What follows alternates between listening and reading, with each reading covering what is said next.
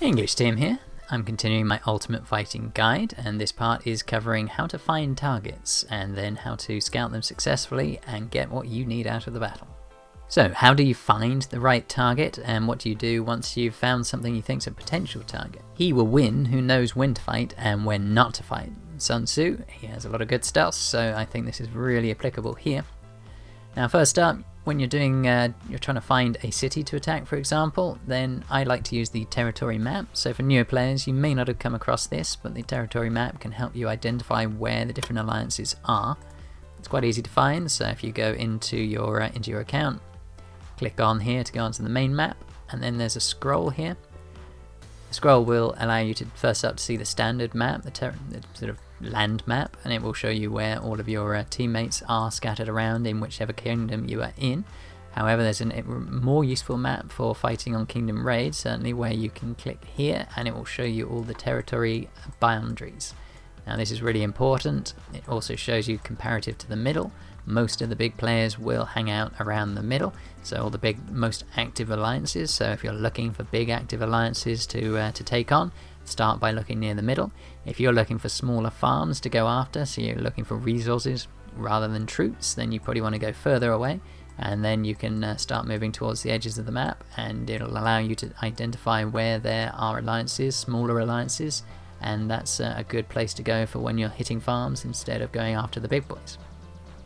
So just click on where you want to go and click the go button. It will then show you this alliance, how many members are there, and that's to say a really useful tool for finding those territories. It will show you also where castles are on the map. Now if you check Alliance Chat and the Kingdom Chat, this is another great way of getting hold of targets.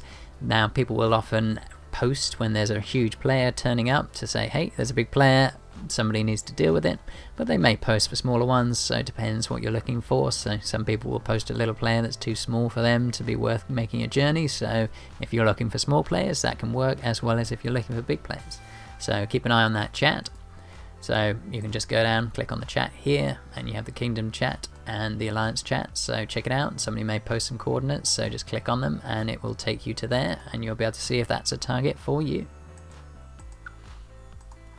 You can also ask your alliance mates or your kingdom if they're looking, if they've got any targets that they've left behind. I've sometimes found a target that's a massive 20-minute march away with only 50,000 troops, and I don't really need those, but I know other players might, so I'm happy to share that kind of a lead. Or I may have come up against somebody who's got tens of millions of extraordinarily powerful troops, and again, that might be what you're looking for, so ask and you may receive.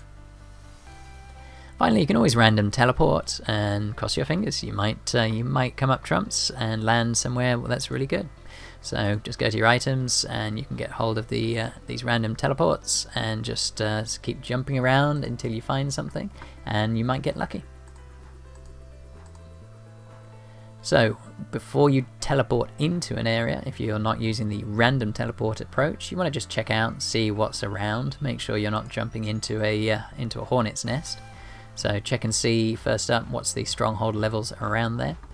Are there any big players in the same alliance? So if you're looking around here and if you see that this alliance had a bunch of huge players, then jumping after the one you like and not noticing that there's another huge number of big players fully active right here, big mistake. You could find yourself losing a huge number of troops. So check the area, scan around, make sure that you're not jumping into big trouble, unless you're looking for big trouble, of course. Now you'll also be able to see they might send out marches, and you can see those marches going out, so you can see if their dragon has gone out, and that is really, really helpful. If they don't have their dragon in and they don't have a dragon idle, then that makes them much more vulnerable to attack. They can quickly recall and they might get there before you attack, but no, it's still a good time to go after them. So you'll be able to check out their profile and see here if they've got a dragon idol or a dragon blade, which is what will keep their dragon in their city even if you've seen it leave. So once you've found that city, you can also look at their profile. This is very useful if somebody's got anti-scout on. You can still get some basic information from their profile. So you can check to see if they're in an alliance, see if it's a big alliance, or if it's a farm to a big alliance. So you'll be able to see, if you click on their alliance here, that the board will set out if they're linked to another alliance. So if it is, you might find you're more likely to get a counterattack coming. So if that is the case, you might want to jump in and jump out fast if they've got a lot of powerful friends. You'll also be able to see how much power they have, so you can compare their power to yours and just do a very quick check to see if somebody with the same stronghold level as you has got much higher or lower power. That indicates they've got a lot of troops there, or some brilliant gear if they've got really high power. So that can be a quick check. You can also see if their gear is showing. Some people forget to turn it off.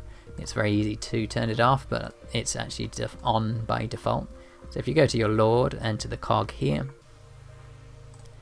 game settings, then equipment display, that's this here. You can turn that off and then you don't show your gear when people are looking. That's pretty important. You just don't really want people to know, otherwise they can do this and see, oh, he's got no battle armor whatsoever, and makes them a real sitting duck. Now there are two choices about scouting. One is don't scout and attack, and if you're going after somebody a lot less powerful than you with a much lower stronghold, you might be happy to just go in blind, or if you're extremely powerful yourself, but most of the time I'd say scouting is a better idea. Just note that scouting is a provocative act. Somebody will potentially count that as basically an act of war. So if you scout somebody who you don't actually plan on attacking, not a great idea. So scout first and hope they don't have anti-scout on. So once you've finished scouting, assuming you get a scout report back, do they have any troops or resources? There's no point traveling a long way if they don't have what you're looking for. If you're looking for kills, they need troops. If you're looking for resources, they need resources. If there's neither of them, then there's really no point carrying on. So let's look at a scout report now.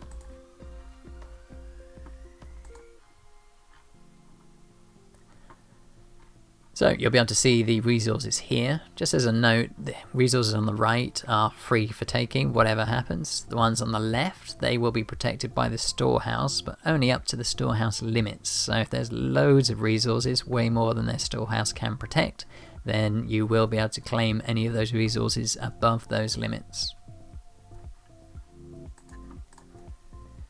Just a very minor note, you do need to have some food available and a march slot free, so if you're sending out loads of marches and you don't leave one slot free, you can't scout, it'll slow you down.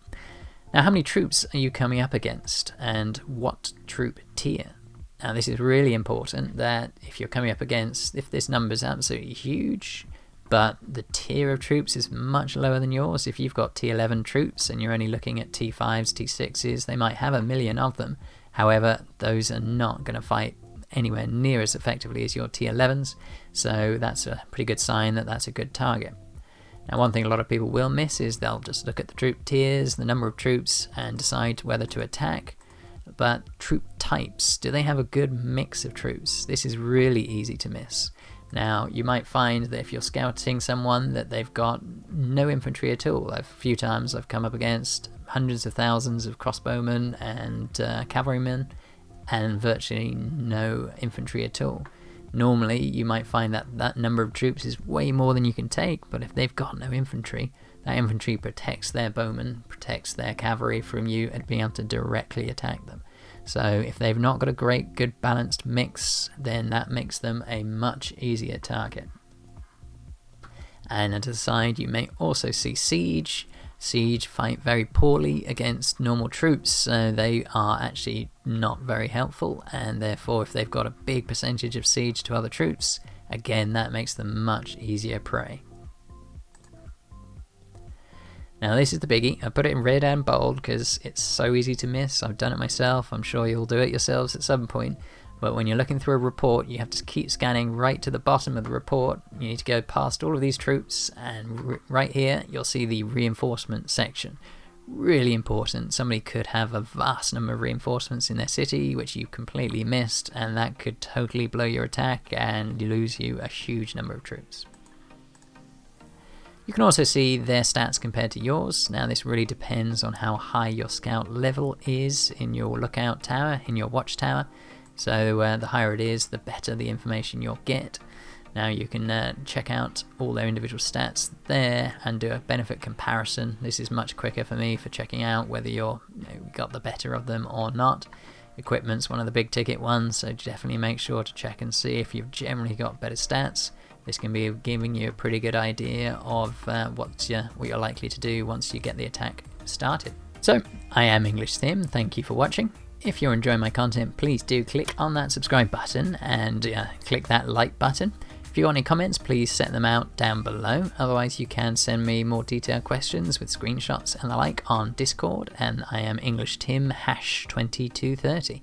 Join me on my next video for the continuing Ultimate Fighting Guide. I cover everything from before starting out your attack and how to protect yourself during the attack and making sure that you win more often.